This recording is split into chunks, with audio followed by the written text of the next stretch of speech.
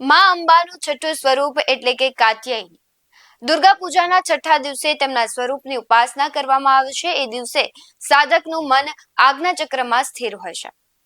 યોગ સાધનાની અંદર આજ્ઞા ચક્રનું ખૂબ જ મહત્વ હોય છે. ત્યારે આ ચક્રમાં સ્થિત રહેનાર સાધક માં કાત્યાયનીના ચરણોમાં પોતાનું સર્વસ્વ અર્પણ કરી દે છે.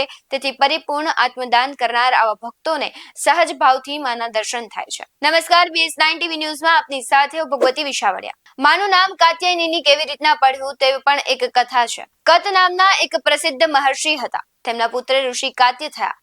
આમના કાત્યના ગોત્રમાં જ વિશ્વ પ્રસિદ્ધ મહર્ષિ કાત્યાયન ઉત્પન્ન થયા હતા.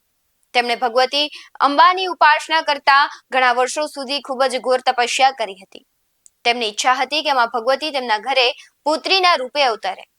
માં ભગવતીએ તેમની આ પ્રાર્થના સ્વીકારી લીધી અને થોડાક સમય બાદ જ્યારે મહિષાસુરનો અત્યાચાર પૃથ્વી પર વધી ગયો ત્યારે ભગવાન બ્રહ્મા, વિષ્ણુ અને મહેશ ત્રણેય દેવોએ પોતપોતાના તેજનો અંશ આપીને મહિષાસુરના વિનાશ માટે દેવીને ઉત્પન્ન કર્યા. મહર્ષિ કાત્યાયને સૌથી પહેલા આમની પૂજા કરી એટલા માટે તે કાત્યાયનીના નામથી ઓળખાય છે. એવી પણ એક કથા મળી આવે છે કે મહર્ષિ કાત્યાય ત્યાં તે પુત્રીના રૂપે જન્મ્યા હતા. અશ્વિન કૃષ્ણ ચતુર્દશીના જન્મ લઈને શુક્લ સપ્તમી, અષ્ટમી તથા નવમી સુધી 3 દિવસ આમને કાત્યાયના ઋષિની પૂજા ગ્રહણ કરીને 10મીના દિવસે મહિષાસુરનો વધ કર્યો હતો. ભગવાન કૃષ્ણને પતિના રૂપમાં મેળવવા માટે ગોપીએ આમની જ પૂજા કરી અને કાલિંદી યમુનાના કિનારે કરી હતી. આ બ્રહ્મમંડળની અધિષ્ઠાત્રી દેવીના રૂપમાં પ્રતિષ્ઠિત છે. વધુમાં વાત કરું તો માં કાત્યાયનીનું સ્વરૂપ ખૂબ જ ચમકેલું છે. આમને 4 ભુજાઓ છે.